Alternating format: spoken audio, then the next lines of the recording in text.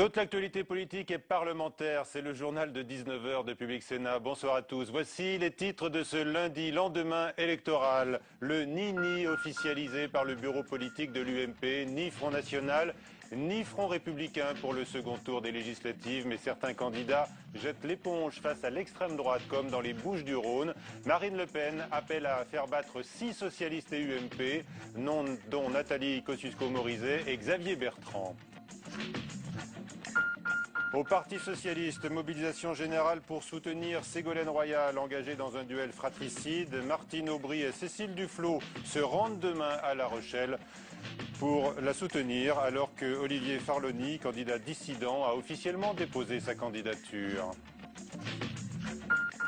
À l'Élysée, la satisfaction domine avec l'espoir d'une majorité absolue même pour le seul Parti socialiste. L'idée d'une réforme du mode de scrutin à nouveau évoquée, une dose de proportionnel pour favoriser la diversité politique à côté des deux grands partis UMP et PS. Notez-le tout de suite, 4 invités avec nous ce soir, dont Guillaume Bachelet pour le Parti socialiste, Alain Joyandet qui appartient au bureau politique de l'UMP, François Delapierre du Parti de gauche qui a été éliminé dans l'Essonne hier, et puis Bruno Gollnisch sera là également. Il s'est imposé dans une triangulaire dans le Var. Une avance confortable pour la gauche, donc. Les projections des instituts de sondage ouvrent pour le président de la République, François Hollande, la perspective d'une majorité pour gouverner à partir de lundi prochain. L'hypothèse d'une majorité absolue pour le seul PS s'est même renforcée donc au fil des heures. L'autre fait marquant, bien sûr, reste l'abstention record qui approche de 43%. L'UMP a limité ses pertes alors que l'abstention justement a freiné l'ascension du Front National. Reste que l'épine de l'extrême droite a été au cœur du bureau exécutif de l'UMP cet après-midi. Le temps n'est plus au Front Républicain alors qu'une majorité d'électeurs de droite sont pour des alliances locales avec le Front National. La règle retenue est donc celle du ni-ni lors des duels gauche-FN. Alexandra Collineau et François Goulin. Les dirigeants UMP se sont mis d'accord à une large majorité. Il n'y aura ni alliance avec le FN, ni front républicain en cas de duel entre l'extrême droite et le PS. Nous n'avons jamais accepté les valeurs portées par les candidats du Front National. Donc c'est pas maintenant qu'on va faire une alliance avec les candidats du Front National. C'est clair, simple et c'est tout. Jean-François Copé a recadré ses troupes et imposé sa ligne. Reste que ces consignes à l'échelle nationale ne seront pas toujours appliquées sur le terrain. Dans les Bouches-du-Rhône, le candidat UMP, Roland Chassin, a annoncé son retrait pour faire perdre le candidat PS. Dans le Gard, Étienne Moureux hésite encore. Il pourrait se désister lui aussi pour favoriser Gilbert Collard. Il va de soi que ce que je dis pour les uns est valable pour les autres, que j'ai évidemment passé ce message à Étienne Moureux, comme je le passe à l'ensemble de mes amis de l'UMP présents sur le terrain. Le secrétaire général n'a pas précisé s'il y aurait des aveux ou sanctions envers ces candidats. Selon un sondage Ipsos, 2/3 des électeurs UMP sont favorables à un désistement mutuel avec le FN. Notons que le bureau politique de l'UMP a par ailleurs décidé le maintien de son candidat dans la circonscription de François Bayrou, qui aura du mal, donc on le sait, à sauver son siège face à la candidate socialiste arrivée en tête. Le Front National choisit ses têtes, qualifiées dans 61 circonscriptions. Il se maintient partout, mais choisit donc parfois d'aider à éliminer certains. C'est donc le retour de la liste noire évoquée durant la campagne. Sophie Normand. Marine Le Pen ressort sa liste noire pour le second tour. Dans son viseur, 2 socialistes et des ténors de l'ancien gouvernement. Première de la liste, Nathalie Kosciusko-Morizet dans l'Essonne. Xavier Bertrand, l'ancien ministre du Travail, est également dans le collimateur du FN, comme Georges Tron en Ile-de-France. À gauche, François Pupponi à Sarcelles et Jack Lang sont eux aussi ciblés. Qualifiés dans 61 circonscriptions pour le second tour, pas question pour les candidats frontistes de se désister. Le principe est le suivant, nous nous maintiendrons évidemment dans toutes les circonscriptions où nous sommes arrivés au second tour. Avec quelques 14% des voix, le FN frôle son score le plus important déjà atteint des législatives, soit 14,85% en 97, mais perd près de 4 points comparé à son résultat à la présidentielle. Le parti est crédité de 0 à 3 députés, 3 sièges qui pourraient revenir le 17 juin à Marine Le Pen dans le Pas-de-Calais qui recueille plus de 42% des suffrages face à Jean-Luc Mélenchon. Gilbert Collard arrive lui en tête dans sa circonscription du Gard, comme Marion Maréchal Le Pen dans le Vaucluse, forte de près de 35% des votes, mais qui devra faire face à une triangulaire. Et contrairement à l'UMP, le Parti socialiste reste adepte du Front républicain et retire donc sa candidate dans la 3e circonscription du Vaucluse. Marion Maréchal-Le Pen, arrive en tête, affrontera Jean-Michel Ferrand, candidat de l'UMP. Le souci prioritaire du Parti socialiste aujourd'hui est de sauver Ségolène Royal, qui se retrouve face au socialiste dissident Olivier Falorni. Celle qui vise la présidence de l'Assemblée accuse son rival de recueillir les voix sarkozystes pour la faire battre. Mathilde Bélanger. Ségolène Royal était pourtant radieuse lors de l'annonce des résultats hier soir. La présidente de la région Poitou-Charentes pourrait bien voir ses rêves s'envoler, celui en particulier de présider un jour l'Assemblée nationale. Elle fait face au pire scénario possible pour le second tour. Pas d'adversaire à droite, mais un rival socialiste bien décidé à aller jusqu'au bout, en dépit des injonctions de Solferino. Olivier Falorni n'a pas cédé, il sera dimanche sur la route de l'ancienne candidate à l'Elysée. Ce sera donc à la droite d'arbitrer ce duel fratricide. Une droite divisée sur la stratégie à adopter. Dominique Bussereau, président UMP du Conseil général de Charente-Maritime, a déjà promis son soutien à Olivier Falorni pour faire chuter Ségolène Royal. Le sénateur de la Vienne, Jean-Pierre Raffarin, refuse en revanche de se prononcer. Pour lui, l'UMP n'a pas à prendre parti entre deux socialistes. Au PS, on est prêt à tout pour sauver le soldat royal. Martine Aubry et la secrétaire nationale des Verts, Cécile Duflot, se rendront demain à La Rochelle pour apporter leur soutien à la candidate officielle de Solferino. Le Front de gauche semble faire son deuil d'un groupe parlementaire à l'Assemblée nationale. À l'image de Jean-Luc Mélenchon, de nombreux députés communistes sortants ont été battus hier par les socialistes. De leur côté, les Verts s'accrochent à la perspective de constituer un groupe. Ils estiment que ça reste jouable. Julien Chaulin. L'accord avec le PS devait leur assurer un groupe à l'Assemblée nationale. Un groupe composé de 25 à 30 députés. Mais aujourd'hui, pour Europe Écologie Les Verts, avec 17 députés éligibles, ne compte n'y est pas. À la tête des Verts, on nie pourtant toute déception. Nous sommes un courant politique nouveau, moderne, et nous essayons y compris de changer les pratiques politiques. Et donc à ce mode de scrutin, c'est difficile, mais c'est pas grave. Un positionnement qui n'empêche pas les écologistes de régler leur compte. En ligne de mire, les dissidents socialistes qui ont pénalisé les candidats écologistes investis par le PS. C'est le cas dans le Rhône, où Philippe Mérieux est battu par le dissident Thierry Braillard, soutenu, lui, par le maire de Lyon, Gérard Collomb. Autre cas de figure dans l'Eure, le Var ou le Vaucluse, où les dissidences provoquent des duels UMP-FN au second tour. Il y a des endroits où le Parti socialiste préfère même que la circonscription reste à droite, plutôt qu'elle aille à un partenaire. Parce qu'il y a une organisation, disons féodale, encore une fois, dans les relations de confiance que l'on peut construire, y compris au niveau local avec le Parti socialiste, cela devrait laisser des traces. Autant d'incidents qui fragilisent une nouvelle fois la formation écologiste. Après les 2% obtenus par Eva Joly à la présidentielle, Europe Écologie Les Verts comptait sur les législatives pour devenir la seconde force parlementaire à gauche.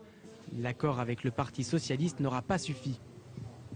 Avant d'ouvrir le débat avec nos 4 invités qui sont présents sur ce plateau, notez que dans l'actualité, il y a également un sursis heureux pour les salariés de SeaFrance, puisque les 3 navires de cette société qui a été placée en liquidation judiciaire ont été confiés à Eurotunnel par le tribunal de commerce de Paris. Les 560 salariés doivent donc retrouver leur emploi par le biais d'une coopérative ouvrière qui louera ces navires. Et puis dans l'affaire Bettencourt, un rebondissement inattendu au sujet d'un possible abus de faiblesse. L'avocat Pascal Willem, ancien mandataire de la milliardaire, l'homme d'affaires Stéphane Courby et l'ex-infirmier de l'héritière de L'Oréal ont été placés en garde à vue. Les juges s'interrogent sur l'investissement de 143 millions d'euros de Liliane Bettencourt dans le groupe de Monsieur Courby.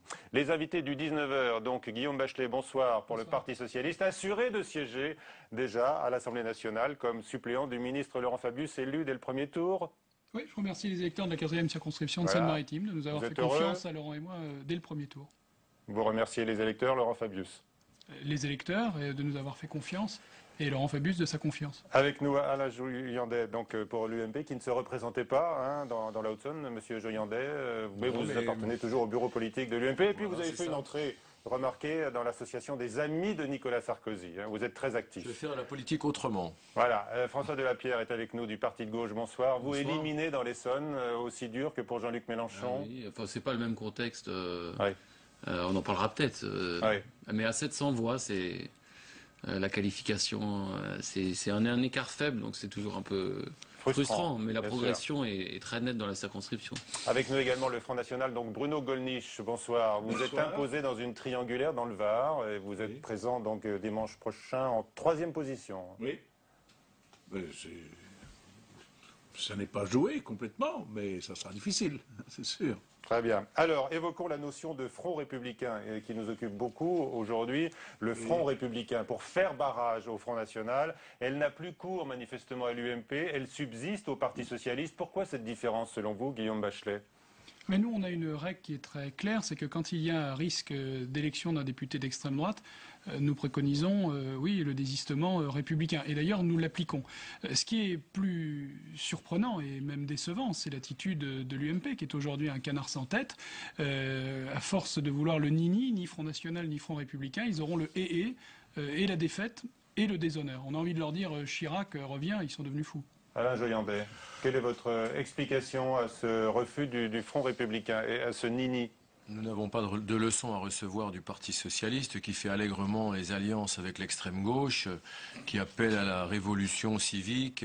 Donc je pense que nous commençons, fort heureusement, à sortir du piège qui nous a été tendu il y a 25 ans par François Mitterrand et les socialistes, qui n'a eu de cesse d'alimenter le Front National pour mieux ensuite nous accuser de nous en rapprocher. Et je comprends que le Parti Socialiste commence à s'inquiéter si enfin nous entrons dans une stratégie qui nous permet à la fois de respecter notre éthique et en même temps de recomposer la droite dont les idées sont majoritaires en France. Il faut cesser de perdre les élections alors que nous sommes majoritaires. D'accord. Donc, pas question de voter pour le Front National, premier point.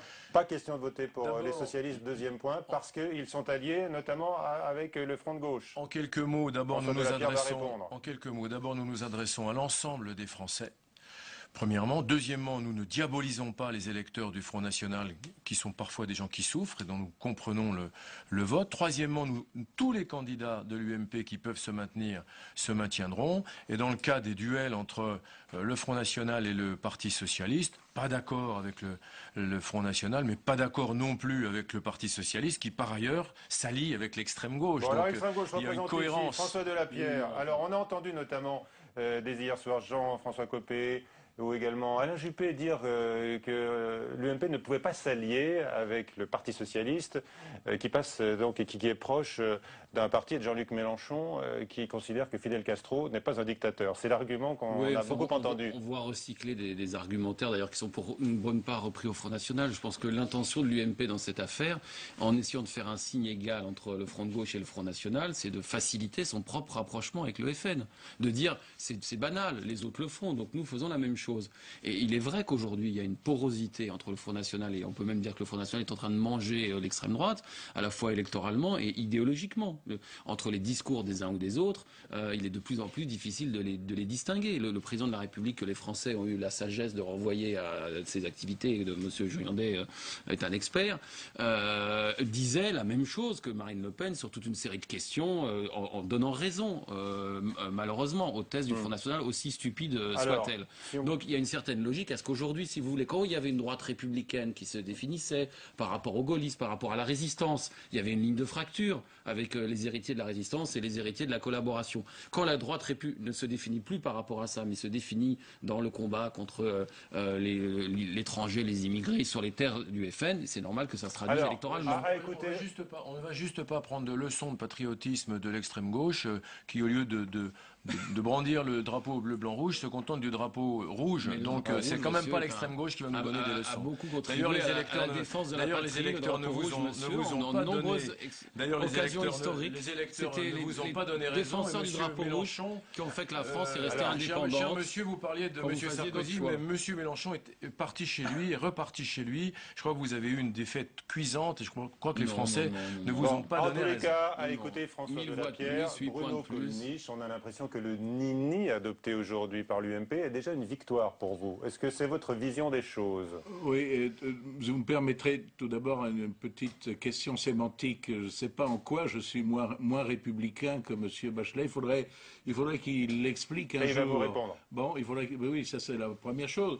Deuxièmement, le Parti socialiste n'est pas seulement coupable de s'allier avec le Front de gauche, et qui est l'héritier du communisme, parce que M. Mélenchon considérerait que Fidel Castro n'est pas un dictateur. Le Parti communiste est l'héritier d'une idéologie qui a fait 100 millions de morts, même si M. Delapierre lui-même n'est certainement pas un assassin. Et le Parti socialiste est aussi victime quand même de ses propres turpitudes. Alors, bon, moi ce que je constate, c'est que nous sommes au centre de la vie politique, que tout le monde s'étripe à propos du Front National. Mais voyez, j'ai un très grand désaccord, comme vous l'avez compris, politique avec M. Delapierre. M. Delapierre est le représentant d'une formation politique qui pèse aujourd'hui 3 fois moins que le Front, ou 4 fois moins que le Front National. Mais je trouve tout à fait normal. 2 fois moins, monsieur. Mais je trouve tout à fait normal que M. Delapierre et ses amis soient représentés à l'Assemblée nationale. On va en parler plus tard. Et même qu'ils aient un groupe. Je pense que le véritable scandale de la République française... c'est le mode de scrutin. Non, c'est pas le mode de scrutin. C'est le mode de scrutin, les combines et les alliances qui éliminent 6,5 millions de Français. Excusez-moi, on va y venir. C'est prévu. On va parler cet apartheid est un sujet de stupéfaction. Vous n'avez pas répondu à ma question. Oui. Est-ce que le ni-ni pour vous de l'UMP est déjà un motif de satisfaction? Je crois que c'est un petit progrès par rapport au prétendu Front républicain, qui n'a de républicain que le nom. Un petit progrès qui peut vous mener vers quoi, avec l'UMP pour vous? Je ne sais pas, il faudrait le leur demander. Votre envie? Il faudrait le leur demander. Je crois qu'effectivement, beaucoup d'électeurs de l'UMP, même d'élus de l'UMP, n'apprécient pas l'ostracisme à notre égard qui a été formulé par... des membres éminents de la direction de l'UMP. Aujourd'hui, il y a des sondages qui indiquent que 2 tiers des électeurs de l'UMP sont pour des accords locaux avec le Front National. Donc pour vous, cela doit déboucher immanquablement sur quel scénario? Vous pouvez vous adresser directement à M. Joyandet, qui fait partie du bureau politique de l'UMP. Non, mais moi, je ne suis pas sur une démarche consistant à essayer de débaucher tout ou parti des cadres de l'UMP. Non, mais là, on parle des idées et des stratégies électorales. Je crois qu'il faudrait que les élus de l'UMP concernés précisent un peu leur position, parce qu'elles évoluent beaucoup pour certains d'entre eux. Et je crois que l'erreur que fait M. Joyandet, et que font beaucoup d'entre eux, c'est de vouloir distinguer l'électorat du Front National qui souffre, disent-ils, avec une certaine commisération, de ceux en qui ils ont confiance. C'est-à-dire de ceux qui, comme moi, comme Marine Le Pen, comme Jean-Marie Le Pen et beaucoup d'autres, et leurs candidats mènent ce combat depuis des années, quelquefois des dizaines d'années. Je crois qu'on ne peut pas séparer les électeurs comme ça, ni dire ils souffrent, alors ce sont un peu des pauvres gens qu'il faudrait ramener dans le droit chemin. C'est un peu la tonalité générale que je crois abusive. Non, mais j'ai dit, mais force est de constater, si vous voulez, qu'il y a quand même dans le vote Front National, comme dans les autres extrêmes d'ailleurs, un sentiment d'exaspération, de découragement par rapport à l'évolution de la société. Même chez vos électeurs. Chez les nôtres aussi, bien entendu. C'est pour ça d'ailleurs que nous disons dans la délibération du bureau politique que nous nous adressons à tous les Français. On ne s'adresse pas... Alain Joyandet, dès hier soir, Nadine Morano a appelé les électeurs du Front National à voter pour elle. Au nom, a-t-elle dit, des valeurs communes. Quelles sont ces valeurs communes selon vous, si elles existent? Écoutez, moi je laisse à Nadine Morano la responsabilité de ses propos. Ce que je veux simplement dire au nom de l'UMP, c'est qu'enfin nous engageons une réflexion pour sortir du piège dans lequel la gauche nous a mis il y a 25 ans avec M. Mitterrand. Vous comprenez bien qu'on ne peut pas en permanence voir nos idées majoritaires dans le pays, gagner les élections au premier tour et les perdre au deuxième tour. J'entends encore à l'instant dans la présentation qui a été faite tout à l'heure que comme par hasard entre les 2 tours de l'élection, le président de la République nouveau parle de l'introduction de proportionnels pour les élections, comme par hasard. C'était dans son programme. Bien sûr, mais on y revient entre les 2 tours des élections législatives, comme par hasard. Donc si ça, c'est pas un clin d'œil aux électeurs du Front National, alors qu'on arrête de nous faire des procès d'intention à nous. Je précise simplement que c'est un scrutin qui existe partout en Europe, sauf en Grande-Bretagne et ici. Et en Grande-Bretagne, avec le mode de scrutin britannique, nous aurions déjà 5 élus. Et peut-être une centaine d'élus communistes aussi. En tous les cas, c'était les projections de Pierre Laurent. L'enjeu du deuxième tour. Du Front de gauche. C'est ce qu'avait dit. En tous les cas, c'est ce qu'ils espéraient du côté du Front de gauche. L'enjeu du deuxième tour des législatives qui a lieu dimanche prochain, c'est pas de mettre le Front National au cœur du débat, c'est de mettre les Français au cœur du débat. Et la clarification à l'égard du Front National évite précisément d'avoir cette discussion qui, d'une certaine manière, piège l'ensemble des démocrates. Plusieurs remarques à ce qui a été dit. Première remarque, il n'y a rien ni dans le passé ni dans le présente qui justifie qu'on mette un signe égal entre un parti de gauche, républicain, et l'extrême droite. Rien. Mais en quoi d'autre part, M. Gollnisch, se présenter aux élections de la République en abîmant dans ses votes dans les collectivités territoriales comme dans son programme aux élections nationales les valeurs de la République, c'est un sujet... Le deuxième point, M. Grossière, c'est que... C'est le spécialiste des mots du Front National. Il a écrit un livre avec Najat Vallaud-Belkacem justement pour répondre aux mots du Front National. J'ai subi l'année dernière une punition, je me suis plongé dans votre programme. Et il n'y a dans votre programme rien qui améliore le sort des catégories populaires, des ouvriers, des employés, des patrons de PME, des classes moyennes précarisées. Mais je pense vous que c'est instrumentalisez la crise. La crise est une rente de situation électorale pour le Front National. Quant à l'UMP, elle l'aggrave en s'alignant sur les politiques libérales et les politiques d'austérité en Europe. C'est pourquoi on a besoin aujourd'hui d'avoir, pour ce deuxième tour, un encouragement au changement que porte le président de la République, lui donner les moyens d'agir pour mettre en œuvre les engagements présidentiels. Ils ont commencé de l'être. Et pour réorienter, c'est très important, les politiques européennes. François Hollande s'est lancé dans une bataille absolument stratégique pour notre pays, mettant la croissance et l'emploi au cœur du débat européen face aux politiques austéritaires des conservateurs. C'est très important. Les perspectives sont encourageantes pour la gauche. Est-ce que vous pouvez dire que le soulagement sera total dimanche prochain pour François Hollande quand il saura qu'il peut gouverner sans l'appui des députés verts ou front de gauche? Mais l'objectif, c'est si on veut que le programme du président de la République soit appliqué, c'est bien qu'il y ait un maximum à l'Assemblée nationale de députés qui ont soutenu son programme dès le début. Oui. D'accord. Ça s'appelle la cohérence. Vous pouvez dire majorité absolue.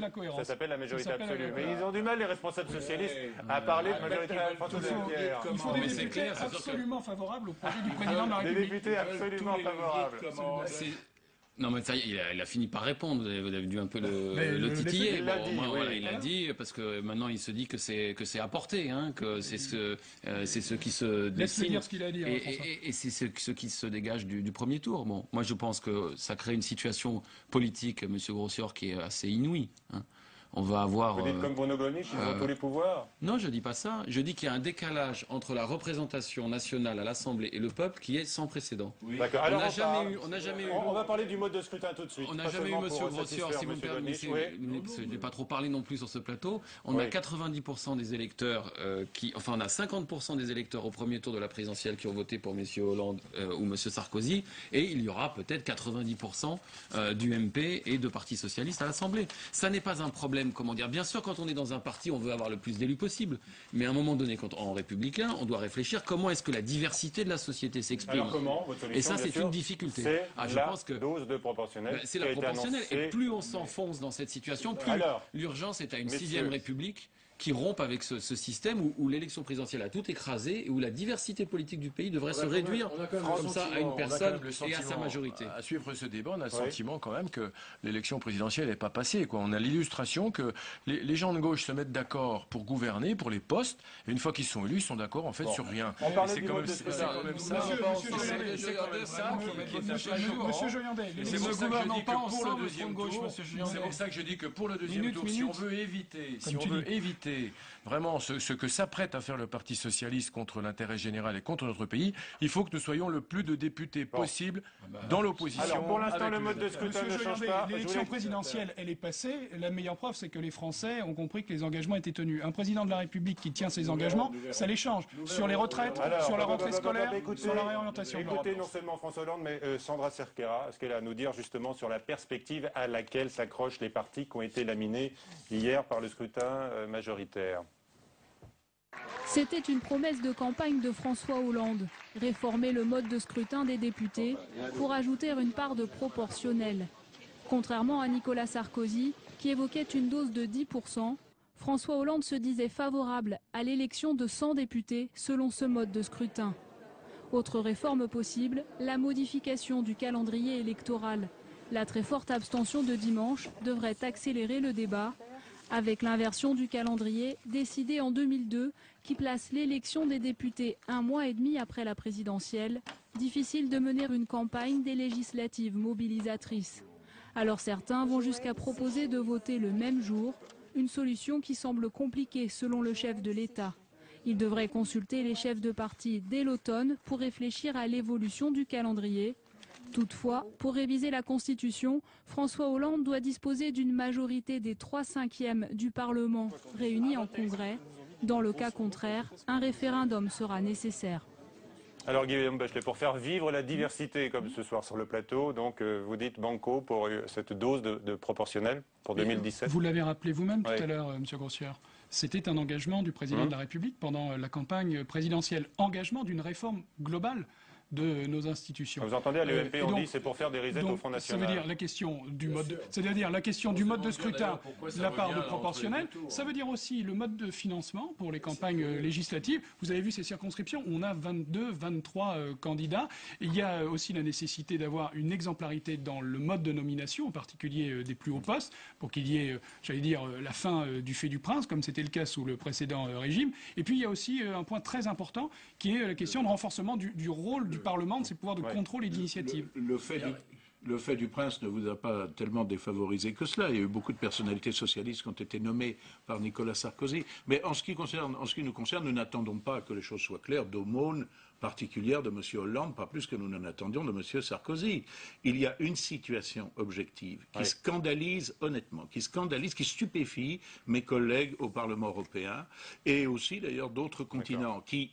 Non, mais monsieur, on a compris sur le sujet. Je voudrais qu'on avance, qu'on se projette un peu sur l'après-législative, sur le programme du candidat Hollande. Nous parlons là du scrutin proportionnel. Laissez-moi terminer, je vous prie sur le scrutin proportionnel. Vous êtes favorable sans le demander, d'accord. Sans quémander. Non, mais c'est pas favorable pour des raisons de cuisine interne. Bon, j'étais en train de vous expliquer que le scrutin proportionnel est pratiqué dans tous les pays d'Europe, n'est-ce pas, sauf la France et la Grande-Bretagne. Il y a là donc chez nous une anomalie particulière dans le scrutin non seulement uninominal et à 2 tours. Pourquoi le scrutin actuel est-il calamiteux? Parce que comme il a été dit, pourtant par quelqu'un qui est mon adversaire politique, si les courants politiques et si les confrontations ne se font pas dans l'hémicycle, et ça c'est républicain, Monsieur Bachelet, si ça ne se fait pas dans l'hémicycle, ça se fera dans la rue, voilà. Donc il faut que les confrontations légitimes qu'il y a dans une société se fassent dans l'hémicycle. C'est l'un des volets de la proposition du président de la République. Cette dose de proportionnel sera un avantage, c'est que ça permettra de vérifier dans l'hémicycle le vide des propositions du Front National. C'est pas ce qui s'est passé en 86. Je vous signale, nous avions le groupe le plus prolifique. On rappelle que le scrutin majoritaire a aussi des vertus, notamment la stabilité des régimes. Mais c'est très important ce que vous dites. C'est vrai.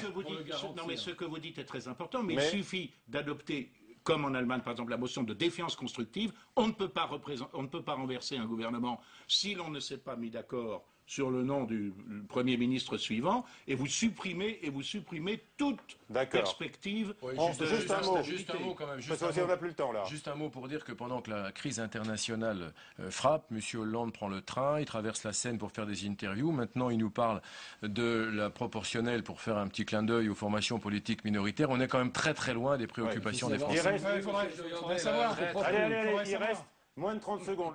Est-ce que vous pouvez répondre par oui ou par non? Est-ce que vous redoutez, au lendemain du second tour, une réforme fiscale avec plus d'impôts, des économies? Oui, non. Ça c'est sûr. La réforme se fera au mois de juillet. Peut-être 3 avec M. Delapierre. La facture sera envoyée. Rien à redouter, Guillaume Bachelet, après les cadeaux de l'entre-deux-tours. C'est l'austérité. Attention, pas d'austérité. Même un gouvernement de gauche, on l'a vu ailleurs, pas d'austérité, ça conduit au désastre. Après les législatives, il y aura une réforme fiscale qui sera juste, mais dans notre campagne actuelle, pour le deuxième tour, la seule augmentation d'impôts pour matraquer les classes moyennes, elle est proposée par M. Joyandet et ses amis de l'UMP, c'est l'augmentation de 2 points de la TVA. 13 milliards sur le pouvoir d'achat des classes moyennes. Merci messieurs, édition spéciale à 22h, 1h30 avec Sonia Mabrouk tout à l'heure. On va reprendre tous ces points bien sûr en détail. Tout de suite sur la chaîne parlementaire Assemblée nationale. Parlez-moi d'ailleurs. Bonsoir et à demain.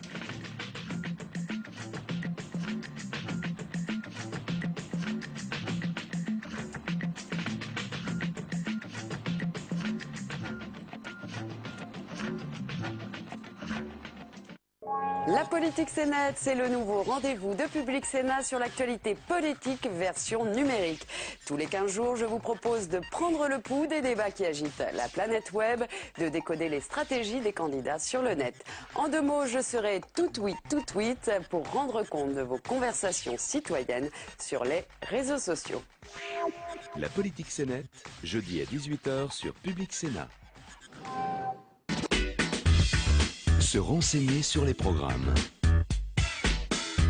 Voir ou revoir les émissions. Suivre le fil d'information politique et parlementaire. Pour vivre la politique en temps réel, connectez-vous et réagissez sur publicsénat.fr.